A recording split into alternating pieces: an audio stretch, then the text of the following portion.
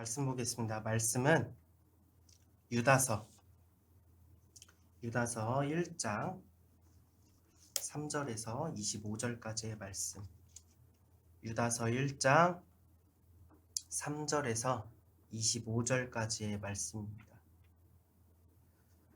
찾으신 줄로 알고 제가 봉독하도록 하겠습니다. 사랑하는 자들아, 우리가 일반으로 받은 구원에 관하여 내가 너희에게 편지하려는 생각이 간절하던 차에 성도에게 단번에 주신 믿음의 도를 위하여 힘써 싸우라는 편지로 너희를 권하여야 할 필요를 느꼈노니, 이는 가만히 들어온 사람 몇이 있음이라. 그들은 옛적부터 이 판결을 받기로 미리 기록된 자니 경건하지 아니하여 우리 하나님의 은혜를 도리어 방탕한 것으로 바꾸고 홀로 하나이신 주제 곧 우리 주 예수 그리스도를 부인하는 자니라. 너희가 본래 모든 사실을 알고 있으나 내가 너희로 다시 생각나게 하고자 하노라. 주께서 백성을 애굽에서 구원하여 내시고 후에 믿지 아니하는 자들을 멸하셨으며 또 자기 지위를 지키지 아니하고 자기 처소를 떠난 천사들을 큰 날의 심판까지 영원한 결박으로 흑암에 가두셨으며 소돔과 고모라와 그 이웃 도시들도 그들과 같은 행동으로 음란하여 다른 육체를 따라 가다가 영원한 불의 형벌을 받음으로 거울이 되었느니라. 그러한데 꿈꾸는 이 사람들도 그와 같이 육체를 더럽히며 권위를 업신여기며 영광을 비방한도다. 천사장 미가엘이 모세의 시체에 관하여 마귀와 다투어 변론할 때에 감히 비방하는 판결을 내리지 못하고 다만 말하되 주께서 너를 꾸짖으시기를 원하노라 하였거늘, 이 사람들은 무엇이든지 그 알지 못하는 것을 비방하는도다. 또 그들은 이성 없는 짐승같이 본능으로 아는 그것으로 멸망하느니라. 화 있을진저 이 사람들이여 가인의 길에 행하였으며 삭을 위하여 발람의 어그러진 길로 몰려갔으며 고라의 패역을 따라 멸망을 받았도다. 그들은 기탄 없이 너희와 함께 먹으며 너희의 애찬의 암초요 자기 몸만 기르는 목자요 바람에 불려가는 물 없는 구름이요 죽고 또 죽어 뿌리까지 뽑힌 열매 없는 가을 나무요 자기 수치의 거품을 뿜는 바다의 거친 물결이요 영원히 예비된 캄캄한 흑암으로 돌아갈 유리하는 별들이라. 아담의 칠대에서 온 에녹이 이 사람들에 대하여도 예언하여 이르되 보라, 주께서 그 수만의 거룩한 자와 함께 임하셨나니 이는 무사람을 심판하사 모든 경건하지 않는 자가 경건하지 않게 행한 모든 경건하지 않은 일과 또 경건하지 않은 죄인들이 주를 거슬러 한 모든 완악한 말로 말미암아 그들을 정죄하려 하심이라 하였느니라. 이 사람들은 원망하는 자며 불만을 토하는 자며 그 정욕대로 행하는 자라. 그 입으로 자랑하는 말을 하며 이익을 위하여 아첨하느니라. 사랑하는 자들아, 너희는 우리 주 예수 그리스도의 사도들이 미리 한 말을 기억하라. 그들이 너희에게 말하기를 마지막 때에 자기의 경건하지 않은 정욕대로 행하며 조롱하는 자들이 있으리라 하였나니, 이 사람들은 분열을 일으키는 자며 육에 속한 자며 성령이 없는 자니라. 사랑하는 자들아, 너희는 너희의 지극히 거룩한 믿음 위에 자신을 세우며 성령으로 기도하며 하나님의 사랑 안에서 자신을 지키며 영생에 이르도록 우리 주 예수 그리스도의 긍휼을 기다리라. 어떤 의심하는 자들을 긍휼히 여기라. 또 어떤 자를 불의에 끌어내어 구원하라. 또 어떤 자를 그 육체로 더럽힌 옷까지도 미워하되 두려움으로 긍휼히 여기라. 능히 너희를 보호하사 거침없이 하시고 너희로 그 영광 앞에 흠이 없이 기쁨으로 서게 하시리. 곧 우리 구주 홀로 하나이신 하나님께 우리 주 예수 그리스도로 말미암아 영광과 위엄과 권력과 권세와 영원 전부터 이제까지 영원토록 있을지어다. 아멘.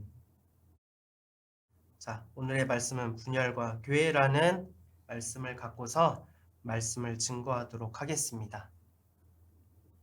자, 여러분은 그리스도의 몸된 교회로서 또 그의 귀한 지체로서 진정한 행복을 누리며 살아가고 계십니까? 아멘. 오늘 본문 말씀은 유다서입니다.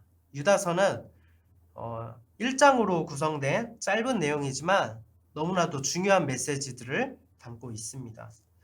유다서를 간단하게 요약하면 유다는 본래 그리스도의 구원에 관하여서 편지를 쓰려고 했습니다.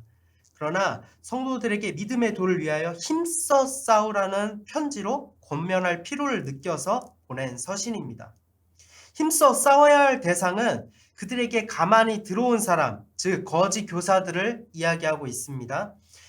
4절에서 이들은 하나님의 은혜를 도리어 방탕한 것으로 바꾸고 홀로 하나이신 주제 곧 예수 그리스도를 부인하는 자들이라고 말하고 있습니다.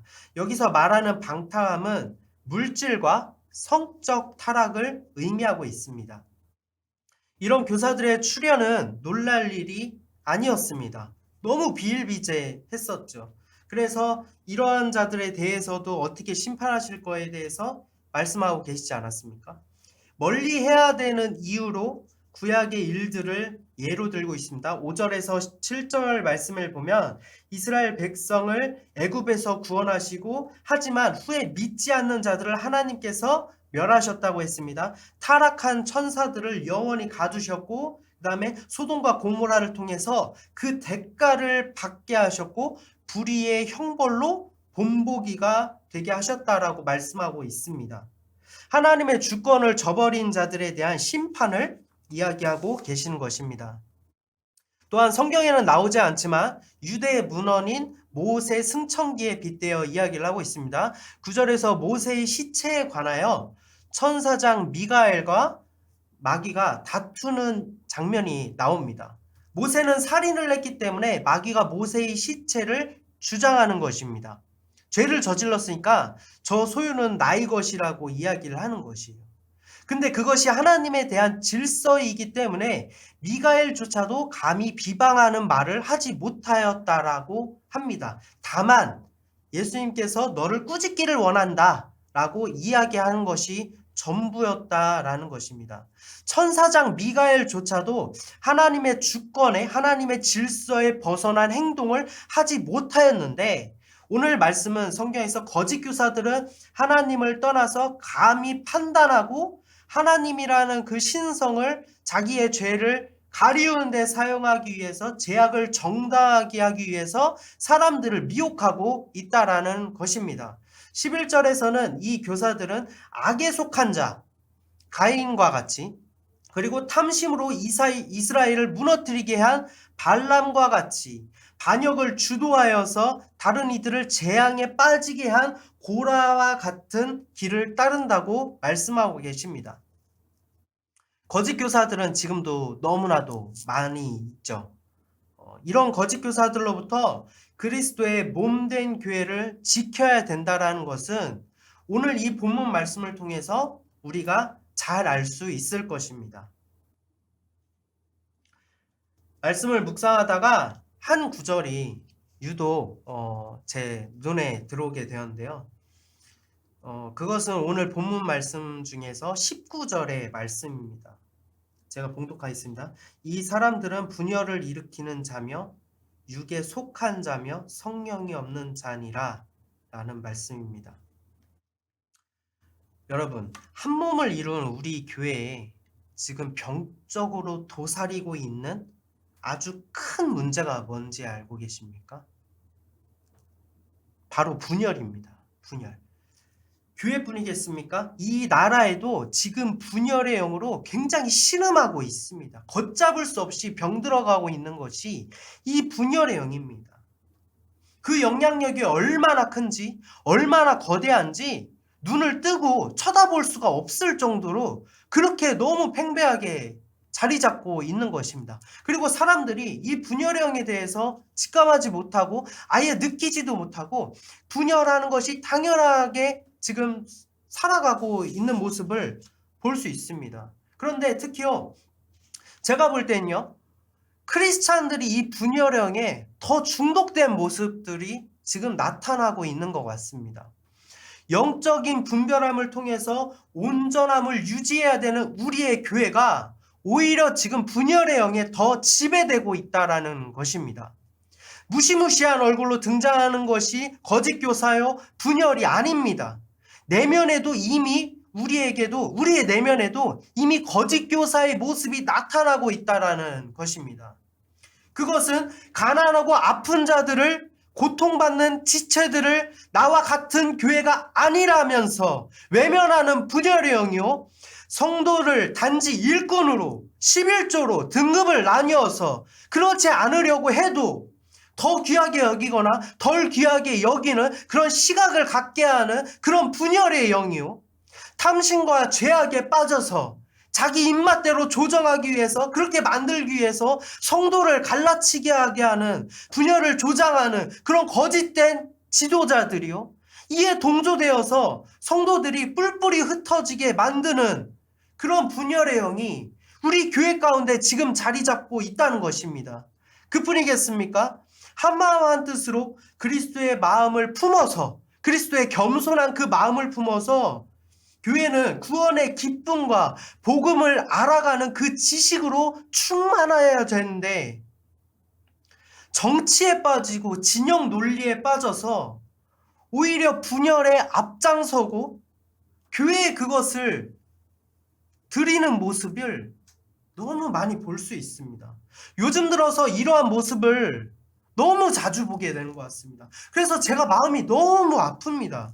교회가 아무런 감각도 없이 이리저리 시체처럼 끌려다니는 모습을 보면 제 마음이 너무나도 찢어지는 것 같습니다. 이야기를 들어보면요, 그 사람들이 그럴듯합니다. 처음에는 다 순수한 마음으로 시작을 해요. 나는 기독교이니까 기독교를 지키기 위해서 순수한 마음으로 어느 한쪽을 지지를 한다고 이야기를 하고 있습니다.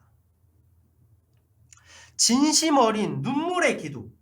기도는, 기도하는 한 사람이 한 민족보다 강하다라고 말씀하셨는데, 그 말씀은 잊어버린 채, 기도의 그 힘은 잊어버린 채 스스로 정의감에 불타오릅니다. 올바름을 이야기하는 것이 저는 문제라고 지적하는 것이 아닙니다.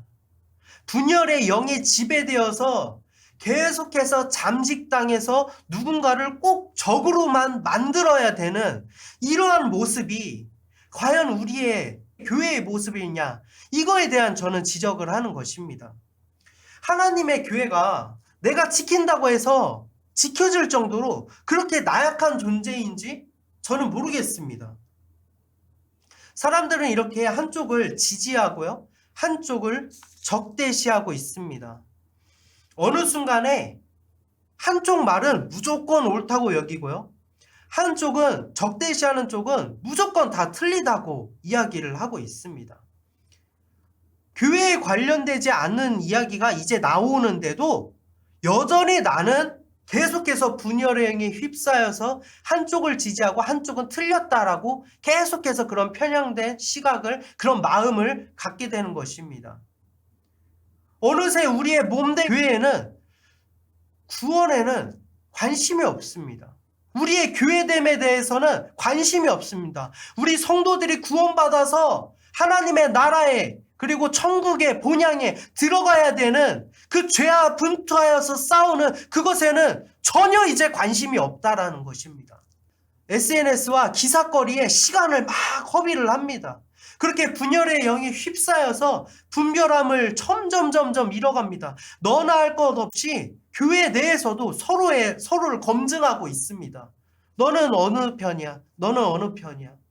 너는 누구를 지지해? 심지어 새신자한테도 그렇게 이야기를 하고 있는 것들이 지금 너무 나타나고 있습니다. 인터넷 댓글 다는 거 보면은 정말 가관입니다. 인신공격과 욕설과 조롱이 난무하고 있는 그 공간을 보면은 막 그런 생각이 들어요. 저기에 상당수가 기독교인들이라고 생각을 하니까 제가 너무 아찔할 지경입니다. 자신이 무엇을 했는지, 어떤 말을 도대체 내뱉었는지 본인 스스로는 알고 있을까? 기억하고 있을까? 그런 생각이 듭니다. 예배에서는 오직 하나님만 드러나셔야 될 줄로 믿습니다. 그런데 자꾸 사람이 드러나고 사람이 돋보이게 됩니다. 내가 지지하는 사람의 이야기가 나오면 심지어 아멘! 이라고 말합니다. 속이 후련하다고 합니다. 복음을 증거하지도 않았는데 옳은 말을 했다고 하면서 은혜 받았다고 이야기를 합니다. 예배 시간에 복음을 증거하지도 않았는데 그런 이야기가 나오면 내 마음이 너무 좋다라는 거예요. 은혜 받았다라는 거예요. 오히려 복음으로 구원의 기쁨을 얻는 거, 그 기쁨을 누리는 것보다 분열의 영에 지배당해서 오고 가는 그런 대화에서 오히려 더 짜릿함을 느끼는 것이 지금 우리의 교회의 현실이라는 것입니다. 분열의 영에 빠져서 예배 가운데 사단이 왕노릇하고 있는 실정입니다. 정말 마음이 아픕니다. 너무나도 마음이 아파요. 그 분열의 영을 분별하지 못함에 대해서 너무나도 마음이 아픕니다. 제가 올바르지 않는 교리를 전달하는 그런 이단들만을 이야기를 하는 것이 아닙니다. 이 거짓 교사는 그런 사람들만 이야기를 하는 것이 아니에요. 거짓 교사들한테서 나타나는, 오늘 19절에서도 거짓 교사들한테 나타나는 그러한 일이 어떤 것이라고 했냐면, 이 사람들은 분열을 일으키는 자며 육에 속한 자며 성령이 없는 자라. 여기서 어떤 행함을 나타내는 것은 분열을 일으키는 자며입니다. 분열을 일으키는 자며. 어떤 이단들만 이야기를 하는 것이 아니라 거짓 교사와 같은 이런 분열을 조장하고 있고 분열을 하려고 하는 내 마음, 내 속에도 그런 영이 있다라면 한몸된 우리 교회에서 지체로서의 나 자신도 오늘 유다서에서 말씀하신 이 거짓 교사가 아닐까라는 생각을 하면서 자신을 되돌아봐야 되지 않겠습니까? 이런 거짓 교사들에 대해서 성경에서는 무서운 말씀을 하고 계십니다. 12절부터요. 그들은 기탄이 없이 너희와 함께 먹으니 너희의 애찬의 암초요 자기 몸만 기르는 자의 목자요 바람에 불려가는 물 없는 구름이요 죽고 또 죽어 뿌리까지 뽑힌 열매 없는 가을나무요. 13절입니다. 자기 수치의 거품을 뿜는 바다의 거친 물이요 영원히 예비된 캄캄한 흑암에 돌아갈 유리하는 별들이라. 이러한 자들의 말로는 아무것도 아닌 존재가 되고 정말 허황된 존재로 그 가치가 아무것도 없이 전락해버리는 허황된 존재라는 것을 오늘 이 말씀에서 말하고 계시는 것입니다. 이 말씀이 나에게 말씀하시는 것이라면, 나를 지칭해서 말씀하는 것이라면 너무나도 무서운 말씀 아니겠습니까? 교회는요, 우리가 생각하는 것보다 더 훨씬 고귀한 것입니다. 정말 그 속에는 하나님의 지극한 사랑과 계획으로 충만하여서 아름답고 무음하고 완벽한 그 자체가 바로 교회입니다. 성경을 관통하는 것은 하나님의 계획은 천지를 만드시면서 성경에서 이야기하는 모든 관통은 예수님을 이야기를 하시며 예수님은 우리를 위해서 십자가에 달리심으로 우리 죄를 구원하시고 교회를 완성하셨습니다. 교회가 무음한 이유가 무엇입니까? 우리가 교회를 지킨다고 할 필요가 없어요. 교회는 하나님의 손으로 만들어지셨기 때문입니다. 사람의 손으로 만들어지면 병들고 무너질 수가 있지만 하나님께서 굳건하게 만드는 것이기 때문에 절대 무너질 일이 없는 그런 교회입니다. 그 교회를 우리가 지금 병들었기 때문에 다시 회복해야 될 줄로 믿습니다. 20절입니다. 사랑하는 자들아 너희는 너희의 지극히 거룩한 믿음 위에 자신을 세우며 성령으로 기도하며 21절입니다. 하나님의 사랑 안에서 너희를 지키며 영생에 이르도록 우리 주 예수 그리스도의 긍휼을 기다리라. 아멘. 그 이후에 나오는 말씀은 먼저 나를 지키고 믿음으로써 나를 지키고 그 이후에 다른 사람들을 위해서 같이 지켜주라는 이야기가 나옵니다. 22절에서 어떤 의심하는 자들을 긍휼히 여기라. 이 복음에 대해서, 이 믿음에 대해서 의심하고 마음이 갈팡질팡하는 사람들이 있으면 이 사람들을 긍휼히 여겨주라는 것입니다.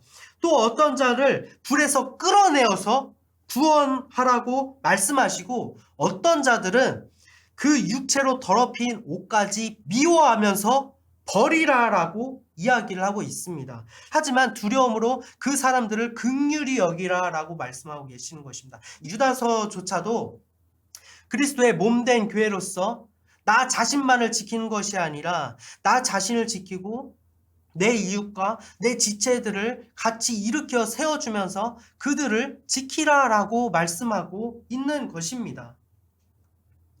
오늘 좀 제가 이제 분개하는 마음으로 뭐 이런저런 이야기를 했는데, 정말 교회가 회복했으면 좋겠습니다. 교회는 세상을 주도해 나갈 수 있어야 되거든요.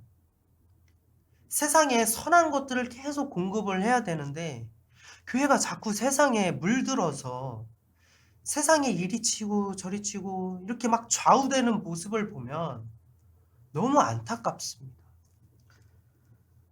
예수님께서는 자신의 몸을 찢으시고 모진 수모와 조롱을 견디시면서까지 우리를 구원하셨습니다. 이 말씀을 다시 마음에 새겨봤으면 좋겠습니다. 그 말씀은 이사야서 53장 4절입니다.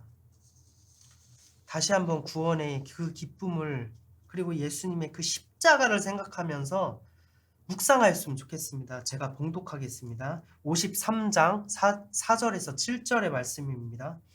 그는 실로 우리의 질고를 지고 우리의 슬픔을 당하였거늘 우리는 생각하기를 그는 징벌을 받아 하나님께 맞으며 고난을 당한다 하였노라. 그가 찔림은 우리의 허물 때문이요 그가 상함은 우리의 죄악 때문이라.